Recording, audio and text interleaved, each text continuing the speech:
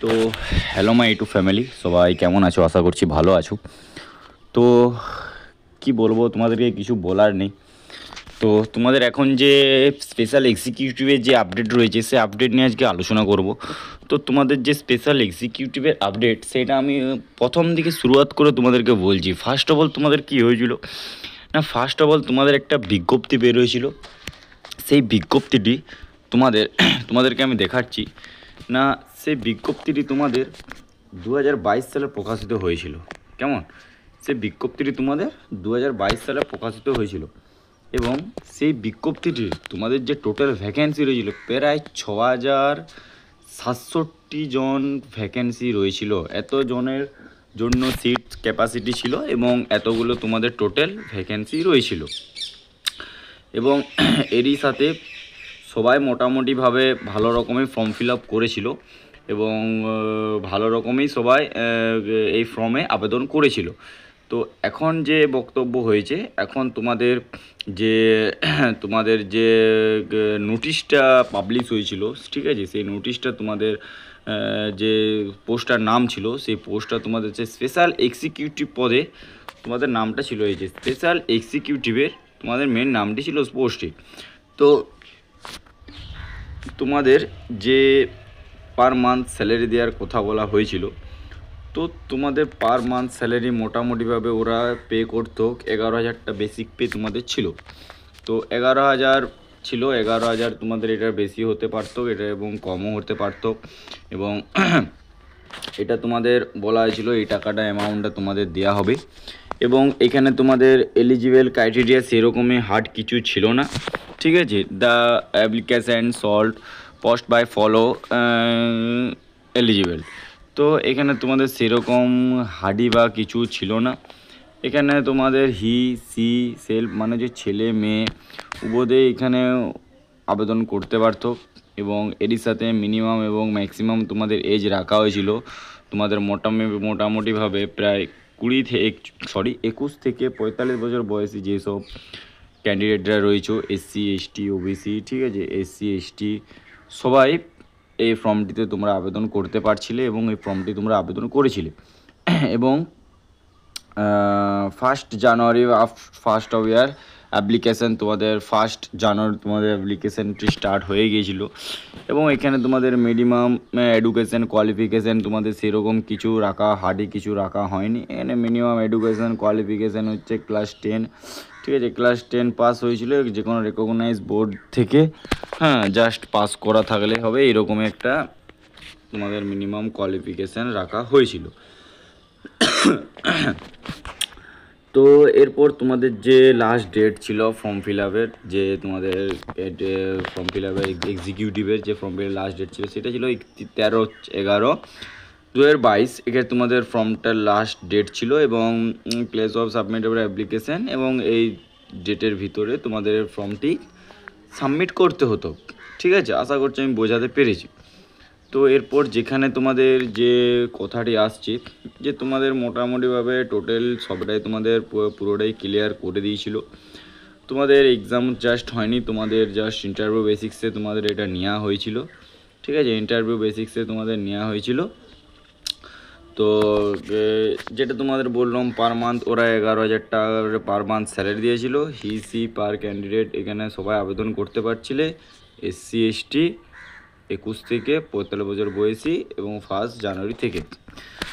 তো এখন তোমাদের যে মেন বক্তৃতাটা দাঁড়াচ্ছে, যে তাহলে আমি আগের একটা ভিডিও ত্রিপুরা নিয়ে বানিয়েছিলাম এক্সিকিউটিভের, তখন ওখানে আমাকে মানে প্রচুর এত কমেন্ট করেছো, মানে আমার কিছু বলারই নেই।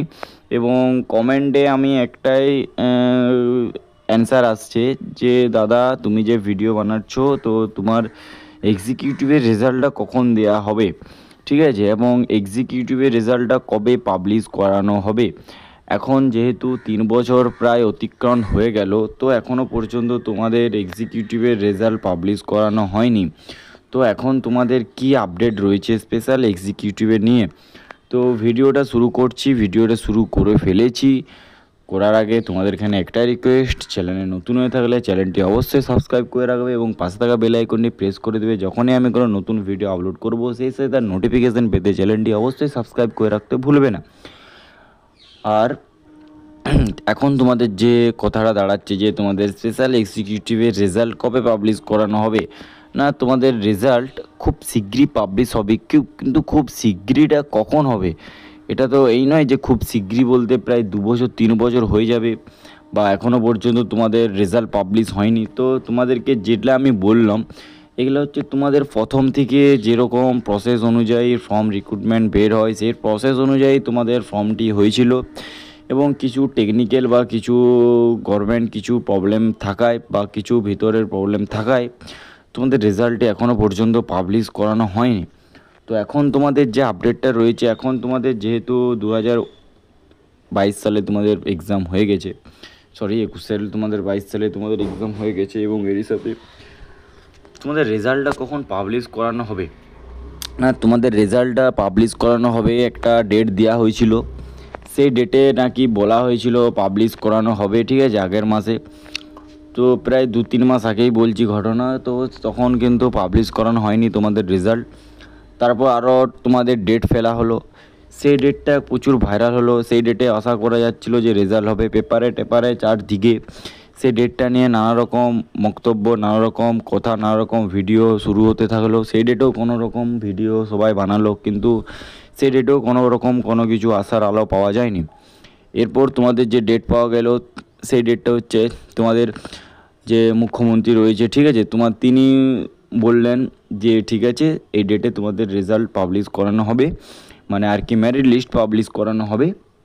তো সেই ডেটেও কোনো কিছু হয়নি, কিছু টেকনিক্যাল বা কিছু ভিতরের কিছু প্রবলেম থাকায় তোমাদের সেই পাবলিশ করানো হয়নি। সরি, আমার একটু শরীরটা খারাপ, সেই জন্য একটু কাশি হচ্ছে, তার জন্য আমি তোমাদেরকে ক্ষমা চাইছি, কারণ 2-3 দিন একটু শরীরটা খারাপ রয়েছিল, সেই জন্য ভিডিও বানাতে পারিনি।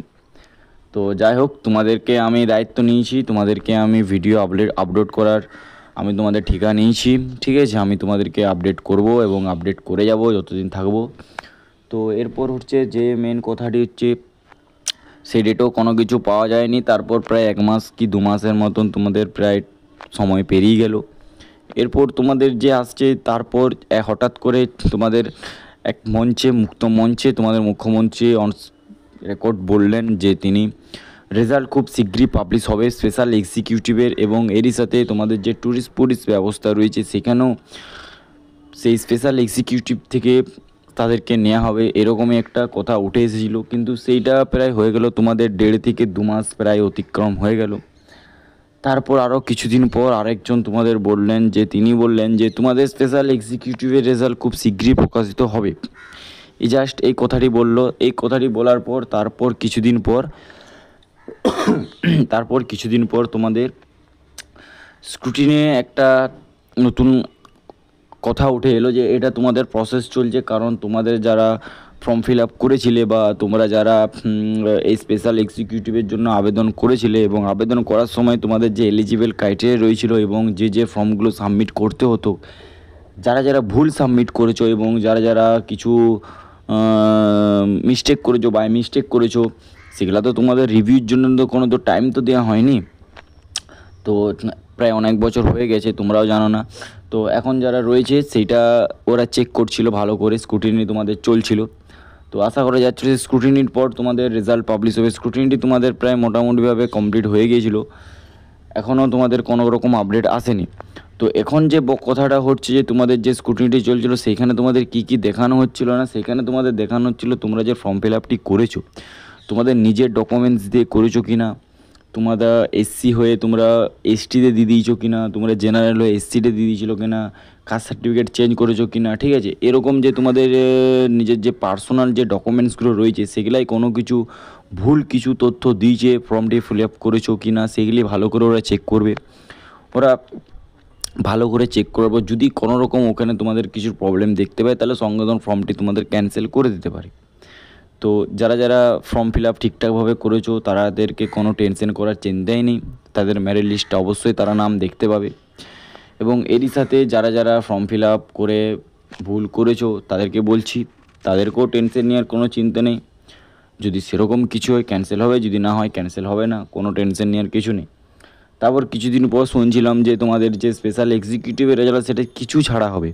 কিছু বলতে এরকম কোনো দিন হয় না, ঠিক আছে? ছাড়া হলে একবারে টোটালি তোমাদের যে স্পেশাল এক্সিকিউটিভের পুরো মেরিট লিস্টে আছে সেটি তোমাদের টোটালি পুরোটাই একসাথে পাবলিশ করানো হবে, না হলে করানো হবে না। যদি পাবলিশ করানো হয় তো তোমাদের যদি পাবলিশ করানো হয় তাহলে সেটাই তোমাদের পাবলিশ করানো হবে, ঠিক আছে? তো সেটা নিয়ে তোমাদের কোনো টেনশন নেই। তো এখন তোমাদের যে বক্তৃতা দাঁড়াচ্ছে যে তাহলে আমাদের রেজাল্টটা কখন পাবলিশ করানো হবে। তো দেখো, যেরকমভাবে তোমাদের সরকার বলেছে সেই অনুযায়ী তোমাদেরকে চলতে হবে, কারণ সরকারের উপরে কেউ কোনো দিন উঠতে পারেনি, ঠিক আছে? সরকার যেটা বলছে সেটাই তোমাদেরকে শুনতে হবে, এবং তোমাদের সরকার ভালোই চায়, কোনো সরকার কারোর খারাপ চায় না।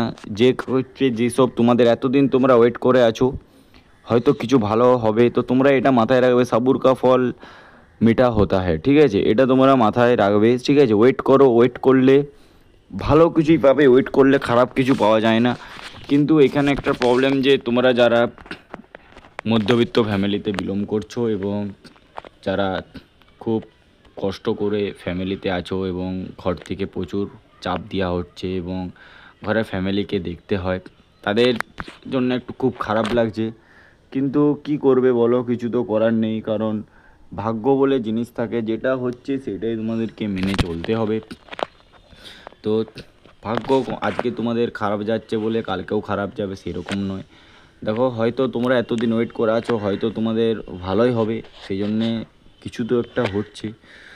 তো টেনশন নিও না কেউ, এবং আমি বারবার ভিডিও শেষেই বলি বা ভিডিও ফার্স্টে সেকেন্ডে যখনও বলি তোমাদেরকে যে তোমরা কোনো দিন একটার পেছনে পড়ে থাকো না, সে যে কোনো কিছুর ক্ষেত্রেই হোক, সেটা তোমরা ভালো করেই বুঝতে পারছো, কারণ সেটা তোমরা নিজেরাই বুঝতে পারবে যে একটার পেছনে পড়ে থাকলে কোনো দিন কিছু হয় না।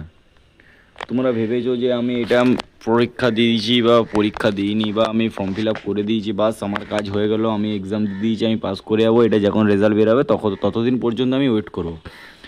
এই রকম ভাবনা চিন্তা মাথা থেকে একবারই তোমরা টোটালি মুছে ফেলো, কারণ এরকম ভাবনা চিন্তা থাকলে তোমরা কোনো দিন আগে এগোতে পারবে না, এবং এরকম ভাবনা চিন্তা তোমাদের মাথা থেকে বের করতে হবে। কারণ এখন সবথেকে বড় ব্যাপার হচ্ছে জব। কারণ এখন সত্যি কথা বলতে তোমাদেরকে পার্সোনালি বলছি যে তোমরা ধরো কারোর কেউ বিবাহিত আছো বা কেউ বিয়ে হয়ে গেছে, কারোর বিয়ে হয়নি, সেটা আলাদা ব্যাপার। তো এখন যাদের বিয়ে হয়নি তারা যদি এখন সম্বন্ধ দেখতে যাও, সেই সম্বন্ধ ঘর থেকে তাদের মেয়ে বাড়ি থেকে একটাই প্রশ্ন আসবে যে ছেলে কি করে। ছেলে যদি বলে প্রাইভেট জব করে এত হাজার টাকা স্যালারি, 20, 25, 50 হাজার টাকা স্যালারি, তাতেও ছেলে মেয়েদের বাড়ির ফ্যামিলি থেকে কোনো কিছু আসবে না, হ্যাঁ বা না, কোনো কিছু আসবে না, ঝুলি রেখে দেবে। কিন্তু যখনই তোমরা বলবে যে ছেলের বাড়ি কি করে, না ছেলে সরকারি জব করে, এইরকম মাইনে 10,000, 12,000, 15,000 যা একটা মাইনে দেয়, গভর্নমেন্ট জব বটে, তখনই সঙ্গে সঙ্গে কনফার্মেশন তোমাদের পেয়ে যাবে।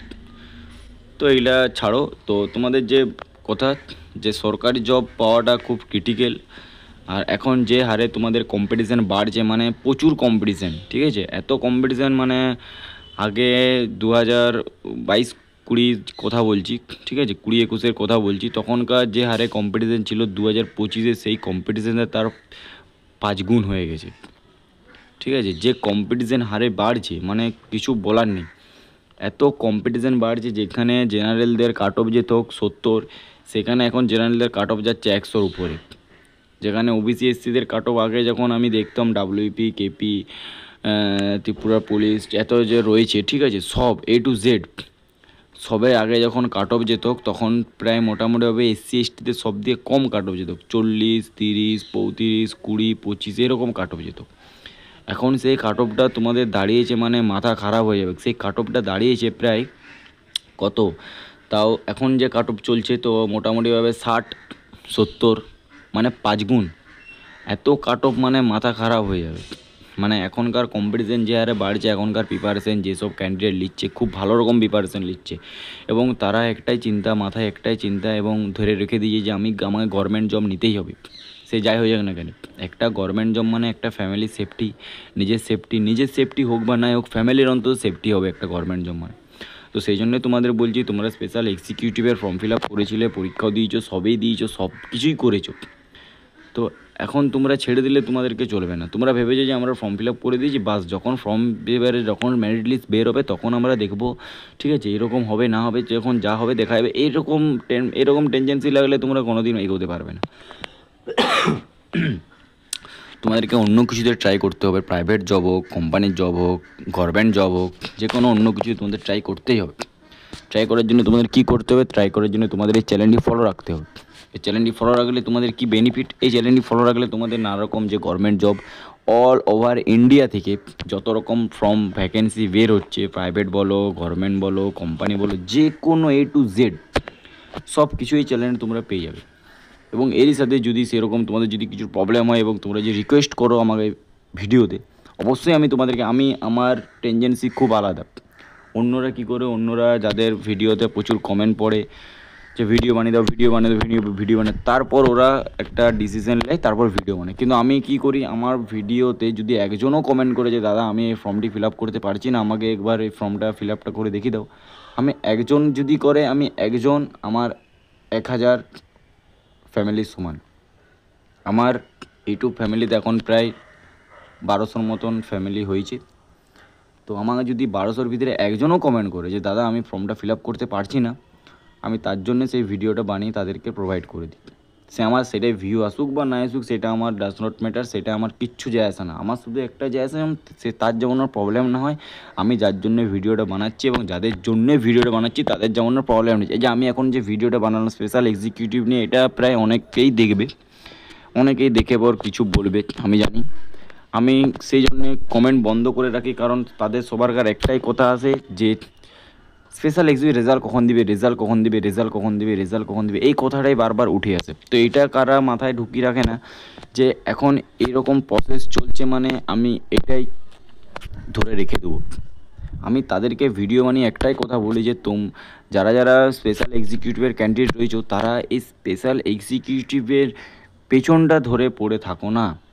আরও অনেক কিছু আছে, আরও অনেক কিছু ভ্যাকেন্সি রয়েছে, সেগুলো ট্রাই করো, ঠিক আছে। সেটা করতে তো তোমাদেরকে কেউ বাধা দিচ্ছে না, ঠিক আছে। কারোর যদি এজ পেরিয়ে থাকে তারা প্রাইভেট জব করো, তারা প্রাইভেট কোম্পানির যেসব ভ্যাকেন্সিগুলো বের হচ্ছে সেগুলোতে ট্রাই করো, ঠিক আছে। একটাই যদি পড়ে থাকো তাহলে কী হবে বলো? একটাই যদি তোমরা পড়ে থাকো একটা ভ্যাকেন্সির পেছনে, তাহলে তোমাদের আলটিমেট কী হবে? আলটিমেট কিছু ভালো হবে কি? আলটিমেট ভালো হওয়ার কিছু নেই। তোমরা যত নতুন নতুন ট্রাই করবে, যত এক্সপিরিয়েন্স বাড়বে, তত রকম তোমরা ভালো ভালো কোম্পানিতে জব পাবে। আজকে তোমরা 10,000 টাকা কোম্পানিতে জব করছো, তোমরা কিছুদিন যখন তোমাদের এক্সপিরিয়েন্স হয়ে যাবে, তোমরা 20,000 টাকা কোম্পানির জব করবে। এক্সপিরিয়েন্স হয়ে গেলে সেটা আরও বাড়বে, তোমাদের আপার লেভেলে তোমরা কাজ করবে। সেই বলছি, টেনশন করো না। রেজাল্ট তোমাদের পাবলিশ হোক বা না হোক, মেরিট লিস্ট তোমাদের পাবলিশ হবে, ঠিক আছে। সরকার তোমাদের ভালো কিছু চাইছে, সেই জন্য তোমাদেরকে এতদিন ওয়েট করিয়ে রেখেছে, ঠিক আছে। আরও হয়তো কিছুদিন ওয়েট করাতে পারে। পূজার আগে তোমাদের যে সবাই বলছে পুজোর আগে তোমাদের রেজাল্ট, পুজোর আগে তোমরা দেখো না কি হচ্ছে, পুজোর আগে পর্যন্ত তোমরা দেখে নাও। তার আগে দেখতে দেখতে তোমরা অন্য কিছু ট্রাই করো। আমি তোমাদেরকে ভিডিও বানাবো, প্রত্যেক দিন ভিডিও দেবো তোমাদেরকে, কোথায় কোথায় জব বেরোচ্ছে, কখন জব বেরোচ্ছে, কখন ফর্ম ফিল আপ, কত কী আপডেট কী রয়েছে, A to Z, age criteria, all A to Z আমি তোমাদেরকে বলি। তাহলে তোমার প্রবলেম তো থাকার কোনো কথাই নেই। তাও তোমরা বলছো যে দাদা ভিডিও ভালো না। সে যাই হোক, আজকের ভিডিওটা আমি এখানে এন্ড করছি। কারোর যদি ভালো লাগে বা কারোর যদি খারাপ লাগে তাহলে কিছু আমার করার নেই। কারোর যদি ভালো লেগে থাকে অবশ্যই ভিডিওটা শেয়ার করতে ভুলো নিজের বন্ধুবান্ধবদের ভিতরে। চলো টাটা, জয় হিন্দ, জয় ভারত। ভালো দেখো, সুস্থ দেখো, প্রিপারেশন নিয়ে যাও। টাটা।